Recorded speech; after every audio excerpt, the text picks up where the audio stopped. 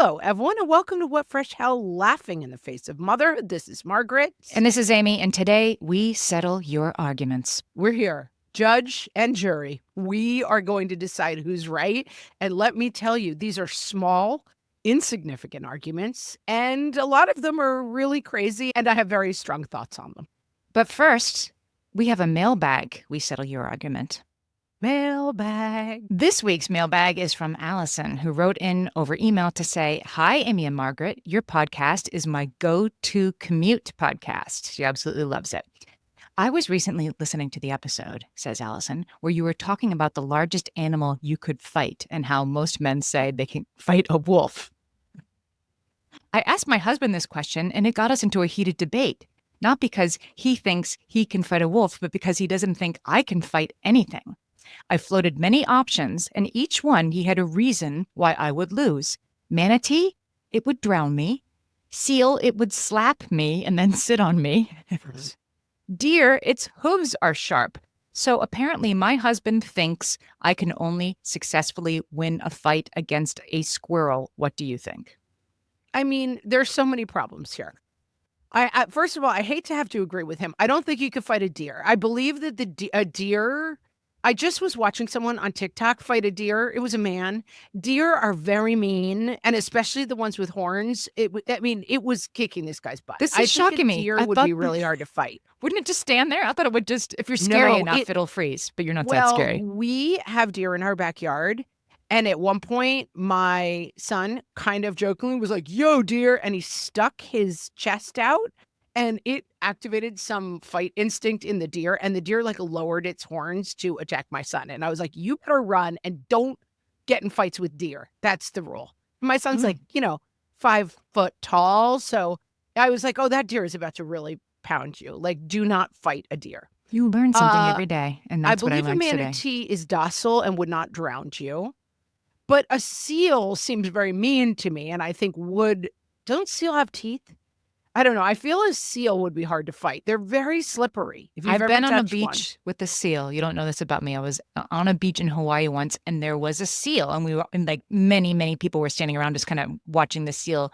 And then like some jerk thought it would be cute to get a little close, and the seal sat up and just was like, "No," just did that. Yeah, they have a scary bark. Yeah, and I believe walrus seals have killed people. I don't want you to try to fight a seal. Don't go close to a seal. A manatee is the one I think I could fight. You could fight a manatee. Don't listen to your husband. Amanda, you could fight. Yeah, he's wrong. You're right. You could win a fight with a manatee. Have I mentioned the follow-up that I have to this that I saw an article with the funniest title ever? And it is something like 75% of American men think they could land a plane if called on to do so, experts disagree. And it's like, it's just amazing. God bless the men. They're like, I've got a tremendous amount of personal confidence. And I've said this, I see it in my son, and I'm constantly working against it. He will pick up a lacrosse stick. His sister plays lacrosse. He caught I would say 2 out of 10 tosses with the lacrosse ball and announced, "I'm amazing at lacrosse," and walked back inside. What? And he's not joking. We are here to correct the personal confidence, but it has its downsides. We are here to correct that instinct in other people and applaud it in you, the listener, most of the time, unless you're wrong, and then we'll say that your parenting partner is wrong. But yeah, I feel like today, I hate to tell you, having previewed this content, I think a lot of our listeners might be insane. Uh-oh. All right. And I might have to tell them so. We asked on our page and group for an upcoming episode, tell us your most long-standing, totally low-stakes disagreement with your spouse or parenting partner. Like the number one example is which way the toilet paper should unroll, or like should ketchup go in the refrigerator, things like that. And we promise to adjudicate. Let's get started. All right. Renee wants to know, what color of clothing is suitable for the dark load of washing? I guess like how dark does dark have to be? Her spouse says anything but white goes in dark. She says now my pale pink pajamas have a gray tint because pale pink goes with the whites. Who's right? I'm ready to have a national conversation on this topic because I find myself quite confused by it. I'm going to say it's brights and darks, and then lights and whites can go together. That Renee's right. Okay. I agree with you. I believe you're correct. But how much white? Talk to me about a white T-shirt with dark navy stripes. Oh, I get so confused. that's a lot Who of ways you can wins the go. argument? I don't know. In a garment that has light and dark, the light wins. It's like blue eyes, brown eyes, I'm going to say. Like a little bit of light makes it a light garment, but not if it's new. You better just watch a brand new white and navy blue striped T-shirt. Just wash that by itself. Just waste a whole load of laundry Does because the I don't know. logo count? Now I've got kids Logo. with a million white T-shirts with a logo on them Those don't count. at all. They don't. You can disregard anything logoed, silk screened, or ironed onto it. I'm going to say I it feel has to an actually be iron done. on, yes, but if it's a material logo, then what are we doing? I mean, look, when in doubt, just wash each thing one at a time. That's horrible advice, and I will not accept it. No, I reject that advice outright. But Renee's husband's wrong. You don't put pale pink pajamas in with darks. Sorry about your pajamas. Definitely, there is a line that you're right. Brights and darks, and then pales and whites. You're absolutely right. But I feel there is a middle ground that is extremely confusing, and I don't know what to do with them. Megan wants to know whether it is acceptable to eat ramen noodles raw. She says no. Her husband actually encourages her kids to do it. I do not get why, says Megan. It is 100% acceptable. I was just extolling the joys of eating raw noodles to my own children, and my husband was appalled by me.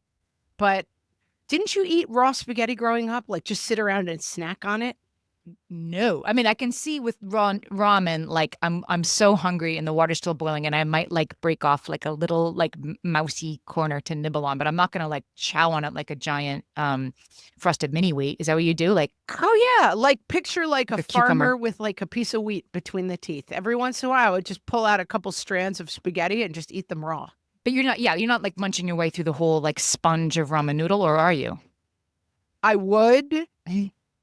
And I would have no problem with it. But I don't really want that anymore. But I understand the amazingness of it for children. I do not believe doctors come at me if I'm wrong. I'm always willing to listen. But I don't understand why you would. This is a watch your no for me. Like, what's the problem of eating the sponge of ramen? Well, what Megan's, I think, saying is like, should it be an encouraged behavior? This is what she doesn't understand. Like, I can understand, like, yeah, throw a couple in, but don't like say like, hey, everybody, let's eat ramen noodles like this. I mean, I think that is a little strange. I'm team, I don't care, I guess. I guess, yes, you're right. Like, encourage? Why are we even talking to our kids this much? I don't understand it. But I have no, I'm a zero vote on this. I'm a Switzerland. Oh, Jeanette, this is one I can really help you with this, Jeanette, because it doesn't matter who's right or wrong. I have a fix for you. Jeanette says, no matter how many times I explain that anything tomato-based stains Tupperware and therefore has to go in a glass container, my husband continues to put tomato sauce in plastic Tupperware. Who's right? She's not really asking who's right. She's saying, please tell him to stop doing this. But Jeanette, I have a fix for you. I've talked about this before. If you want to get tomato sauce or anything off a plastic Tupperware, it's kind of stained, you get some paper towels and you make them like nice and soapy and soggy, like wet with dish soap. Okay. You put them in the Tupperware and you shake it up. You just shake it like you're shaking like a salad to get dressing on it. Shake it like a Polaroid picture. You shake it something like a Polaroid picture would be shaken.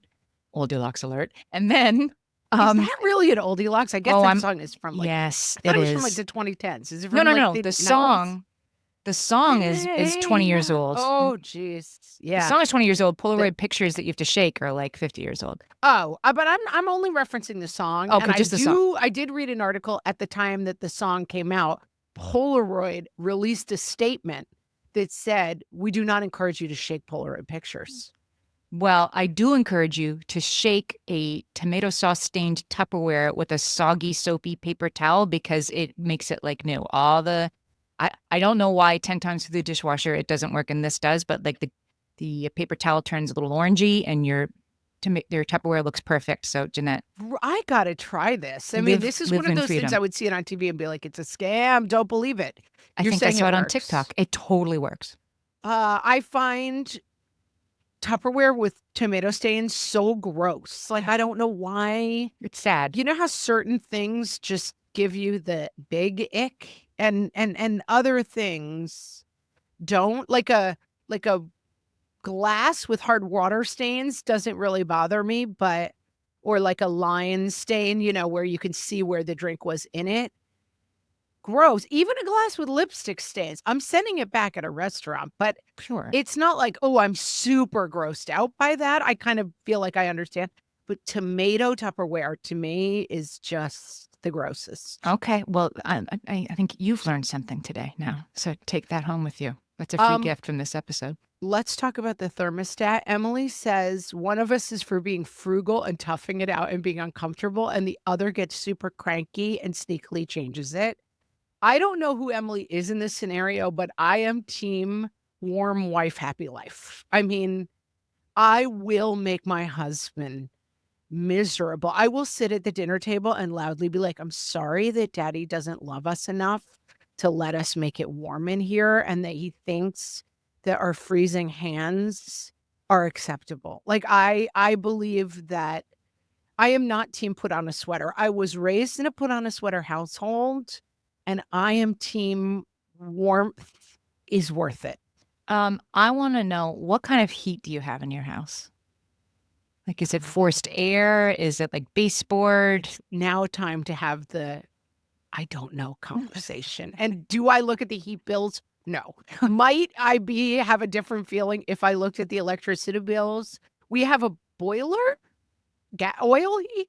I know Okay. somebody delivers oil to my house. Okay. All right. So you probably don't have this forced heat. So I have forced heat, which is like like when you're sitting in the car and you put on the heat and it's like, and it comes out at you like hot and it feels nice for 45 seconds and then kind of gross after that. I have like HVAC heat in my apartment that blows hot air and it just feels kind of gross. And so we all let it get pretty cold. Like I'll put on 2 sweaters before I put the forced air heat on because I hate the way it feels. But if I was like toasty radiators, then I like it warm. Am a very high maintenance person with my temperature, and I like to be warm, and I do get both very hot and very cold a lot of the time. And I have come to accept that if we based the heat and coldness only on my own temperature, I also now have a family member who is in their older years and declares it to be cold all the time. And it's not. And so I have tried to accept that if we only set the temperature around my needs, we would have a heating bill that was insane. What's your bedroom temperature at night? So I like to sleep at 55 degrees and I like to exist at 78 degrees. Literally so that's part of 55? the problem. I now will sleep when it's 20 degrees outside with the window open. I now sleep very, very hot. Mm-hmm. And Familiar with so that? I realize that I'm the problem. We were recently visiting family in Texas for holidays. And thank God it was in the 40s at night, so I could just sleep with the window open because when we visit in the summer, everybody wakes up complaining about how cold they were, and it's because I want the air conditioner at blowing at 55 and it's 110 degrees outside, so, like, I can't get cold enough to sleep when I'm there. Boy, you are high maintenance. So like I super am cold to sleep and like wow. You balmy need to during the call my day. husband and say that out loud because he will feel so validated. I knew I was right, but guilty as charged. I am high Look, maintenance. I'm adjudicating and I have rendered my verdict and that's the It's way it is. me. Hi, I'm the problem. It's Mhm. me. And we'll be Mhm. right back. Amy, let's talk about the shoe pile because I know this is something you deal with in your house. Kristen says shoes. If they get worn even once a week, they must stay out in plain sight near the doorway. Okay. So, I so what's the other side of this? They I have to think get put that away? shoes belong in your room, like under your bed or out of the way. We have in my house, we have a big like leather tub kind of thing, a decorative basket, if you will, but it's bigger than that. I mean, it's like the size of a wash tub. and we stick it under the table in our hallway, and shoes just go in there. I mean, I don't want to look at shoes all over the floor, so I throw them in that basket. And if there's shoes you wear regularly or wore pretty recently, you know where they are. They're in that like tub of shoes. So I think that the debate comes down to this: shoes in your room or shoes by the front door. So you live in New York City, you're a shoe-free house. So Right. there have to be shoes by your front door. All the time in this like leather tub thing. Yeah. We have a place to put them. They're not, if it's raining or whatever, they're like lined up. But other than that, they're like in this thing and you have to kind of dig through them before you leave. Unless you just like came home and you're leaving in 20 minutes. Right. So I grew up in a house where you kept your shoes on. And so unless you were wearing a pair of snow boots or like mud boots, unless there was a weather related shoe on your foot that came out and went in the closet by the front door, you were wearing your shoes. But now I live in a house where although we wear shoes in the house, the shoes are still by the front door generally. And we've had to implement a like locker front door shoe system. Um, yeah, so I guess this is how often do shoes have to get put away? I'm wondering what's like the thing they're fighting about here. If they get worn even once a week, they have to stay out in plain sight. I guess I'm supposed to read into that sarcasm, like, no, they can't get put away in your closet ever. They have to stay out in the middle of the house. Right. But Even if you last wore I them a week ago. have come to accept that once you have children, there has to be a shoe receptacle near the front door, That's right. basically. That is the only way to operate with any sanity. Although I was not raised this way. Your shoes were in your room. And so, yes, there was a lot of running back for shoes or running upstairs to change shoes. Kristen also says old shoes never get thrown out because they are good for yard work. This sounds like my husband. My husband loves what he calls knocking around clothes. Yes, what he I calls love this them. expression. Of Knocking his. around clothes. And so he will keep, I mean, not anymore because this was the thing that I have beaten out of him, but that you don't need to keep 20 to 30 knocking around T-shirts to paint the house in. We don't paint the house and you need one. You don't need like dozens and dozens. So Kristen, I might take the other side of that. Old shoes never get thrown out. They do if you have a pair of old shoes you're already keeping around for yard work. You only need one just in case I'm painting a pair of shoes at a time, don't you? Yeah, I find myself on the other side of this too, in that my kids, now that they're teenagers, they're much more into like their shoes presenting a certain message and being from a certain athlete at the right time. Like now they Sure. want, They tell a $150 story. pairs of Yeah, shoes. your shoes tell a story. Mhm. That's a different debate. But when they were littler, it would be like the bottom of the shoe was like a mouth where the tongue was like lolling out of it, and they would trip over the flapping bottom of their shoe and insist that their shoes were fine. Mhm. I'm like, no, that shoe is an ER visit waiting to happen. You can't wear it anymore. And they're like, oh, it's fine. And now one of my children likes to wear Converse. I think this is part of a look that are disintegrating and then have laces that are untied and dragging like 3 feet behind them. And on a trip to the mall the other day, I suggested that this was an escalator hazard, that It they is. would in fact be eaten by the escalator when their rotting Converse with the long laces were swallowed partly by the escalator, and they were not interested in that feedback. They weren't there for that message. Have you ever seen Golden Goose sneakers? Don't even know what they are. I had to have this explained to me that another mom said to me like, oh, look at her with her Golden Goose sneakers. And I went home and looked it up. They're a brand. They probably the moment is slightly past now. But these shoes cost $500-$600 for a pair of Golden Goose sneakers, and they are Never beaten tell up. anyone in my life about these shoes. They're beaten up on purpose. Oh, like of they're course super they are. scuffed, and of course you don't tie the laces, and the laces are dragging. Like your child is working at least their own version at much less cost. You can just wear beaten up shoes and now know that you're making a very expensive fashion statement if you want to think of it that way. Well, my parents used to joke, and the older uncles and grandparents, did you have to pay extra for the holes in your pants? And that was considered like a hilarious joke.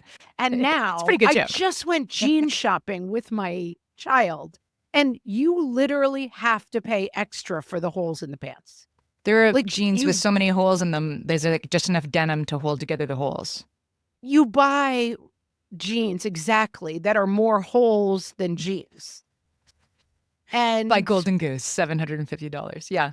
yeah, I mean, it is, I mean, I get that distressed denim is sort of a cool look. Like I definitely like I have a jean skirt that I wear all the time that I really like, and it is like we would call it acid wash back in the day. It looks like you've owned it for a really long time, but it doesn't have active holes in it, and it does feel like paying for the holes is somewhat ridiculous. Charmaine, this is an interesting one I hadn't really thought about before. Should you move stuff before you put it away? Or should you just put it away? She says, my husband will move items to 5 or 6 different places around the house before finally putting it away. I don't understand this. Why touch the item 5 times more than you need to? Just pick it up once and put it away. Yeah, this is another debate I have so often with my kids. Hey, get this out of here when their notebook is in the middle of the dining room table where we're about to eat. And they pick it up and they move it to the coffee table. And it just, the phrase, is that what you thought I meant, is the way that I deal with this scenario. But like, no, I don't want it moved 4 feet away. I want it moved to the place where it goes. This is I have this ongoing one with my spouse, which is like certain things go in the recycling and certain things don't, right? I wish that the salad bag, the bagged salad thing you got at the grocery store went in the plastic recycling. Like it doesn't. It can't be recycled. He feels like it should be recycled. It should be recyclable. And he doesn't want to commit to creating more plastic, I guess. Yeah. So he There's puts a it in the term for this that you should teach him. It's he called puts it in the wish cycling. recycling, right? And then which creates then work for me because in order for not, I'm sure the people at the recycling, I mean, recycling being what it is, you can't put stuff that isn't fit for recycling in with the recycling, or else it'll just be like they'll throw that whole bag in. You're just making more barge trash if you keep putting stuff you wish could be recycled, but it can't in the recycling. What do you think about this? Well, recycling people call that wish cycling. Yes. It's a term, and it's a huge recycling problem. Like the stream is constantly interrupted by people wish cycling and Saran like, wrap or something. Yeah. this like used tinfoil that is covered in like pizza grease is somehow in here because it should like be. it should be recyclable, but it's not. So yes, please stop wish cycling. He wish cycles, and so then I have to like kind of fish around and take it back out. My Yeah. husband and I just had this fight. I was like, this is not this weird like wrapper thing. Why is it in here? Oh, that's recyclable. I'm like, it's not. And Right. and please stop. Like the Please ice stop. cream sandwich, like slightly moist, little bit of like chocolate stuck to it. Yeah. Yeah. A dream exactly. is wish your heart makes, but stop wish cycling. Gina, I have this same problem. Bed sheets. She says he sleeps in our shared bed like a hurricane passed through.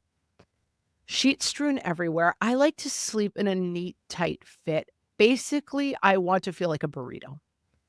We have to buy 2 separate comforters because it's gotten ridiculous. I have solved this problem on the podcast before. My husband and I have completely different bedding sets. So this is how we sleep. He likes the tight fit. That to me is a nightmare. Like, why don't you just hire someone to like partly strangle me? Like, why don't you just hire a boa constrictor to partly strangle me? It would be just as relaxing. Like, who could sleep in a bed that was made? It's horrifying. But my husband, that's the only way he can sleep. So our sleep arrangement is I sleep on top of the bed sheet. We're both on top of the fitted sheet. Right. He sleeps on top. I sleep on top of the bed sheet and he gets inside of it. So we're basically like completely safe from each other. Like he's tucked in, but I'm on top of my side of it. So he's lying under the flat sheet and you're lying on top of the flat sheet. Correct. Okay. And then 2 completely separate comforter systems.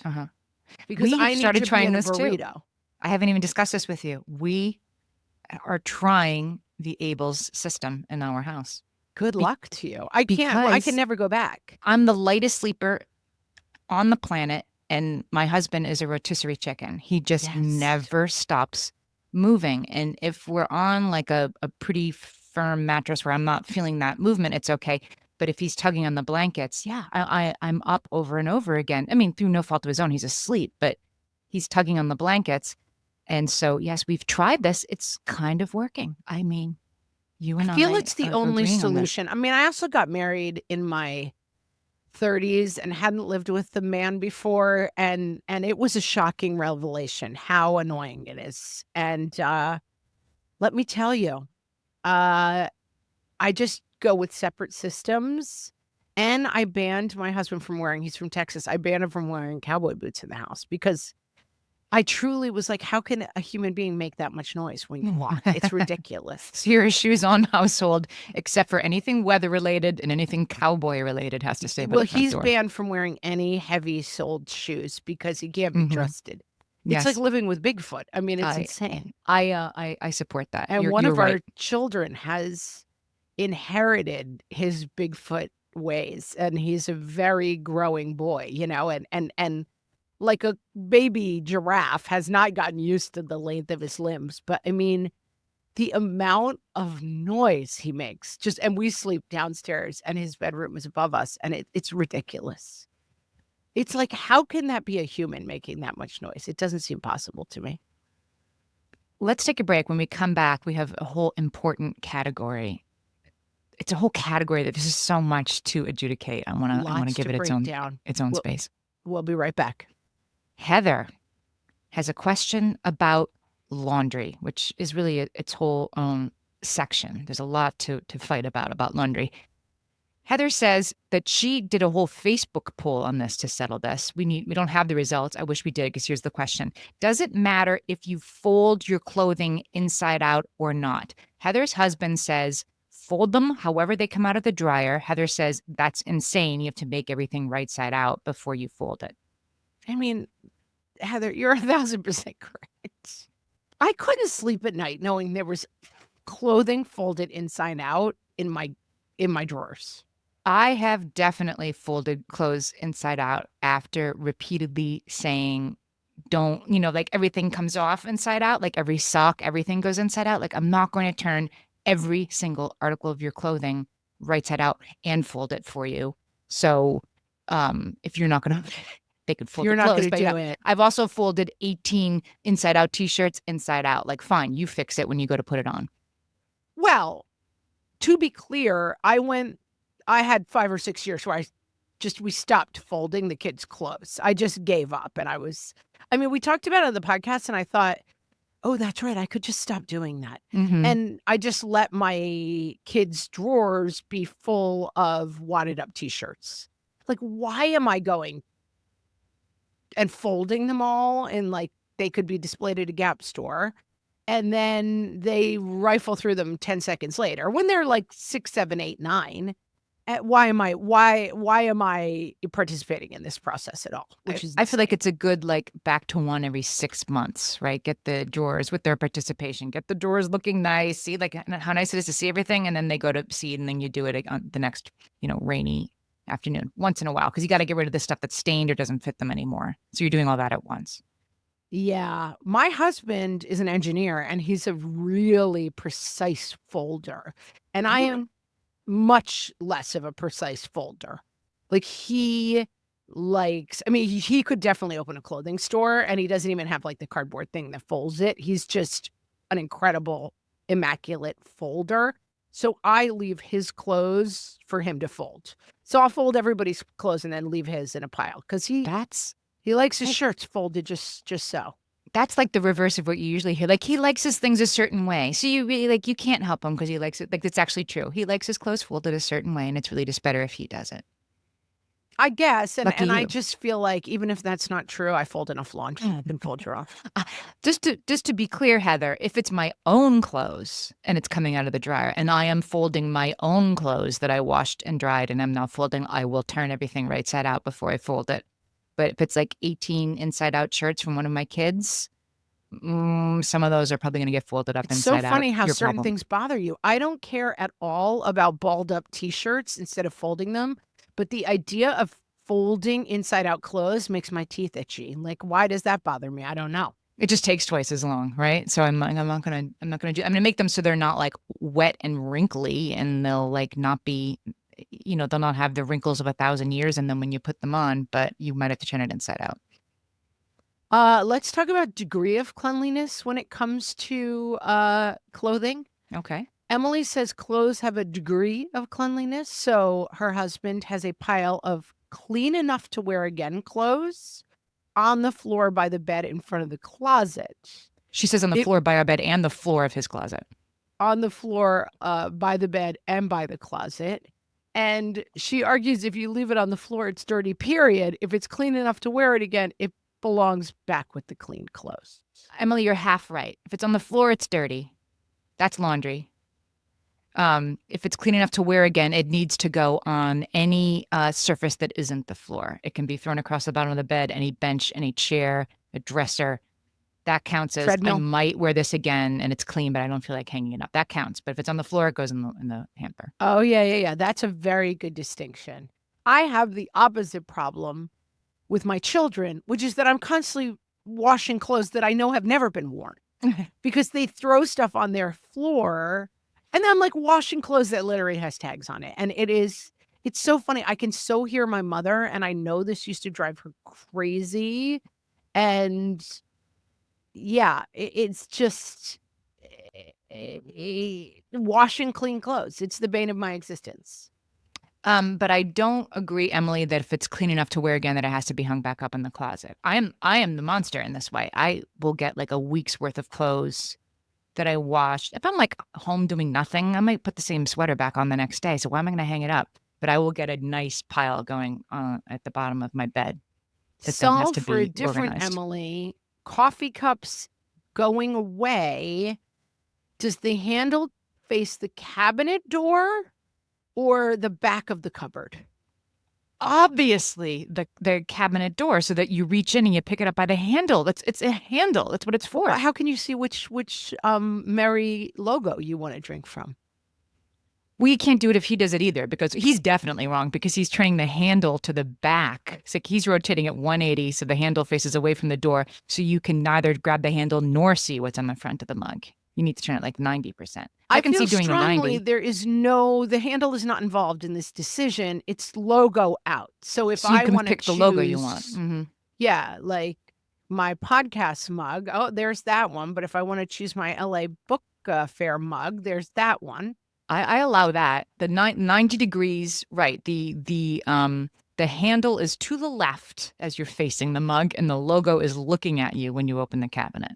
Don't care about left or right, but otherwise I agree with you. Well, That, probably right then the logo is facing back, unless they put the mug logo on backwards. Or it has opening two up a logos. cabinet and seeing a bunch of handles facing me would be terrible. I hate that idea. Only if you don't. I mean, some of us have like one kind of mug that don't have logos and whatever. Like, I wish I lived in that world, but I have way too many mugs. I have knocking around mugs. I have mugs, right? Like I have 60 mugs. Yeah, no I don't more know why I have them. mugs. But I am with you. I want to see the logo. I definitely don't want the handle towards the back of the cabinet so that I can't see which mug I want or grab the handle. That's definitely wrong. That was a laundry departure. We're back to laundry. I Okay, back to laundry. miscategorized that Okay. answer, but forgive me. Laundry lint trap. Halston says, my husband thinks the person putting clothes into the dryer should change the lint trap. I think it's the responsibility of the person who took the clothes out of the dryer. So it's completely ready to go for the next use. I'm right, and I hate to say it, Halston. I don't believe you're correct. I think Halston should be right, and she isn't right. I feel strongly that the lint trap, you deal with the lint trap On the way in. when on the way in. Yeah. I have a dryer that actually, you open the drawer and it says like put clothes in, as if you didn't know that was the first thing you needed to do. It says put clothes in, and then it changes to clean lint trap. So my dryer thinks it's an on the way in job. I just think it is in in practical use. I don't know anybody who. It's like it's like the thing on toilets at the airport, like the plastic thing. Like, are you supposed to use it before or after? I always just kind of press it both times because I'm not really sure that we're all in agreement about like you get up and then you press it for the next person. No, so I'm Right. going to So you're press a it double before, but presser. then in case the next person, yeah. So I waste twice as much plastic as probably I'm supposed to. Halsting, you should be right, but you're wrong, is You're what I'm wrong. saying. Amy, what time do you arrive at the airport? Are you arrive as they're boarding to the gate or arrive an hour before boarding Oh start? my God. There's one right answer. And it's like, why are you being like 20 minutes cute to maybe miss the flight, particularly when you're traveling with kids or you have to check a bag? My husband, who loves to arrive at the last second, just missed being able to check a bag because he didn't get there. He forgot he was checking a bag. He was bringing more stuff than he usually does.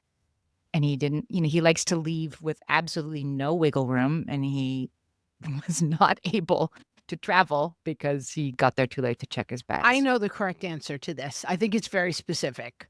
Work travel, arrive at the gate as the plane is boarding.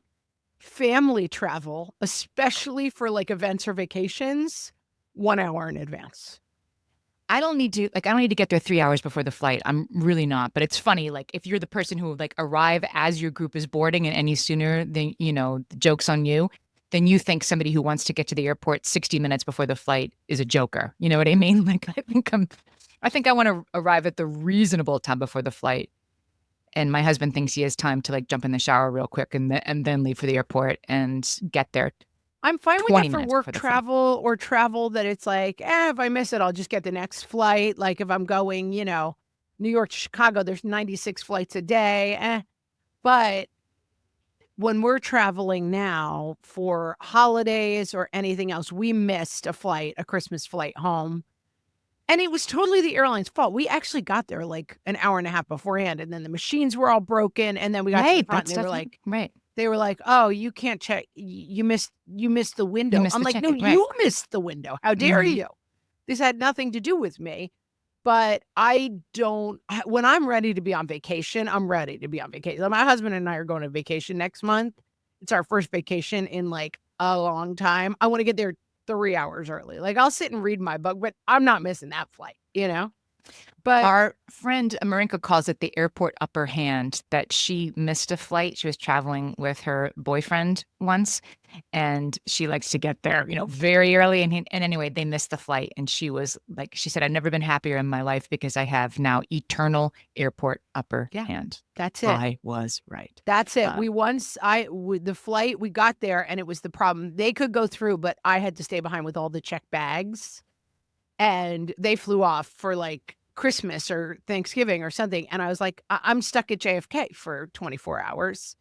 And now whenever there's a debate about when to leave, I'm like, as the victimized party, I will decide when we're going to leave. It's a terrible price to pay, but at least you have eternal airport upper hand. But it's worth it. Worth it in its own way.